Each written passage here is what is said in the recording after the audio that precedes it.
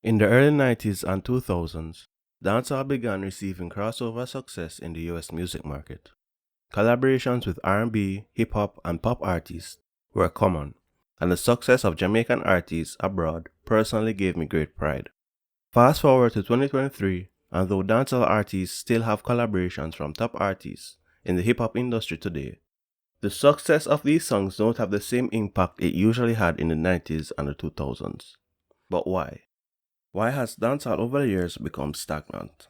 Some blame the rise in popularity of other genres, such as Afrobeats. But I honestly don't agree with that notion. I believe there is a space for both genres to be successful at the same time.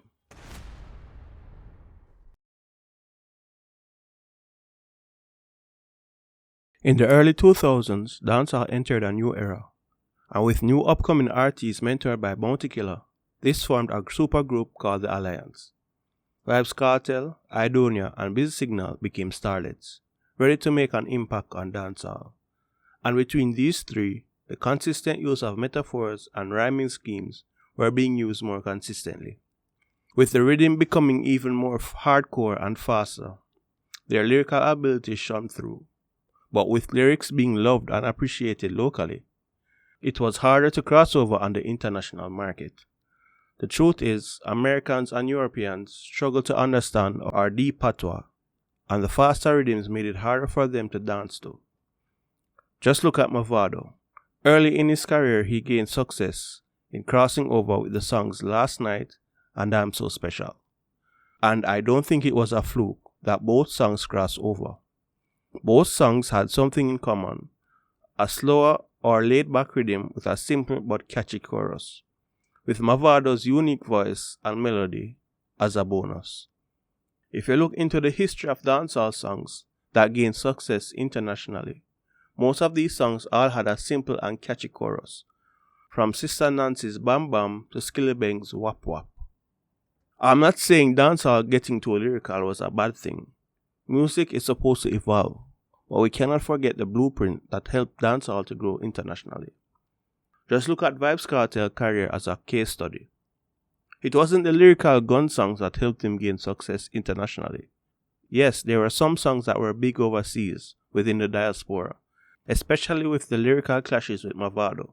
But I'm only focusing on the songs where people outside of the diaspora may know. Songs like Ramping Shop, Clark's, and Fever, to name a few. These songs weren't overly lyrical, but had a catchy melody or a beat to the song. We can argue that when Carter began adding more melody to his songs, was him in his prime. Many may disagree with this, but I can give you another case study.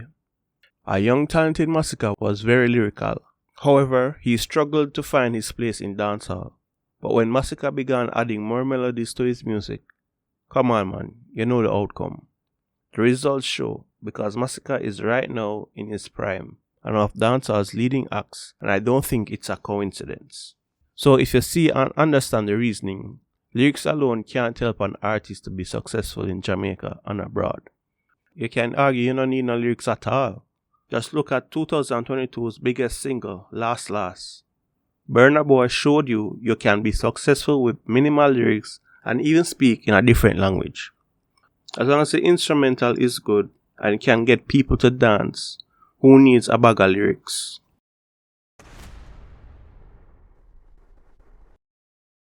Yep, good to go. Elephant Man's success internationally wasn't due to his lyrics, but his unique personality, appearance, and energetic performances. He easily stood out in the 2000s, and you could feel his energy throughout his music. It's no surprise that his dancing and party songs became popular in Jamaica and abroad. Elephant Man's ability to add energy to any track saw him collaborate with hip-hop artists and pop artists successfully. His positive attitude in interviews and his lively personality proved that he was a star, and fans and artists showed support in his career. And I think that's what dancehall is missing right now. Everybody personality-wise is not standing out. Majority of the dancehall artists have adopted the image of either they're an introvert or a bad man, sometimes both. No one is really standing out. The music alone can only take you so far. I'm not saying artists should act outside of themselves, but at least partake in media training to learn how to express themselves and get their point across. And for God's sakes, show some personality. I have seen some interviews of dancehall artists and I'm ashamed. I hope they improve soon because this platform isn't to disrespect no artist. But as I said earlier, music can only carry you so far. Interviews are important because you can gain new fans and let your current fans learn a little about you. The artist is actually selling himself and his product in an interview, and that's why showing your personality is important. Just look at the greats, for example. Bounty Killer, Vybz Kartel, and Elephant Man interviews are always popular because they are so entertaining. But big up to Elephant Man though.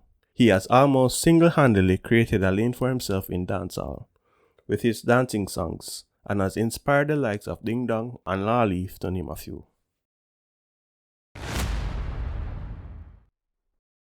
Dancehall was birthed when Jamaica was facing great political unrest.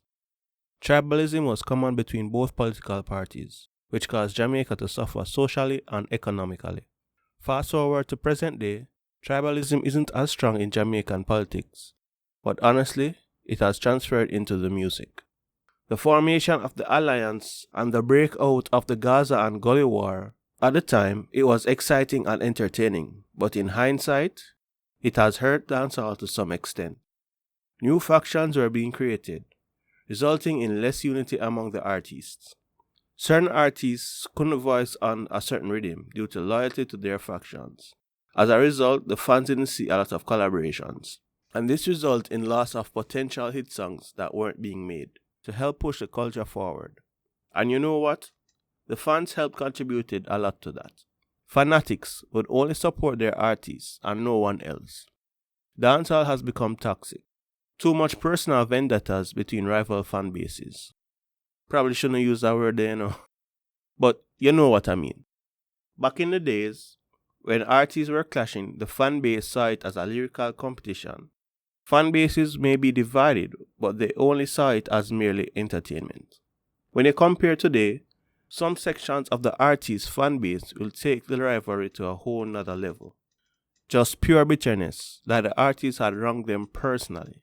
And I believe actions like this takes the fun out of dancehall.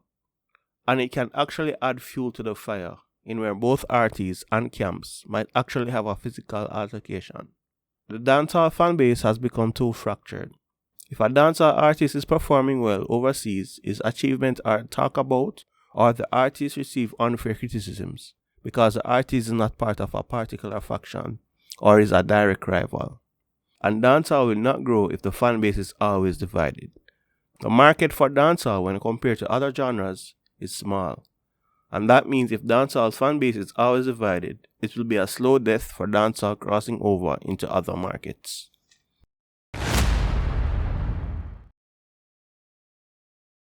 And finally, the fourth reason dancehall artists have been struggling to cross over in the American music market. It is the denial or revoking of their US visas or work permit. Bounty Killer, Beenie Man, Vybz Kartel, and Popcorn has all suffered from this. And these are the top dancehall artists in recent times. Without the ability to travel to the US, the artists aren't able to market or push their music through interviews, promotions, and tours to increase their fan base. Vybz Kartel is a legend in dancehall, but sadly, he didn't reach his full potential. Imagine Prime Cartel on platforms like the Hot 97 or the Breakfast Club. I guess we will never know. I get to understand that Beenie Man can visit America, but without a work permit, he's unable to have a show in America. And I think this is one of the main reasons that since the late 2000s to present, we hardly see dancehall crossing over into the American music market. Because to have an impact on a market, your presence must be seen and felt. And without a visa or a work permit, it will be difficult to have a say in the market. While doing this list, I found a lot more reasons why dancehall hasn't crossed over. Tell me in the comments what you think about the video. I'll give you reasons why dancehall hasn't crossed over on a more consistent basis. Remember to like, share and subscribe to the channel. I would really appreciate it, especially if you like the video. Anyway, stay safe, stay blessed, and thanks for watching.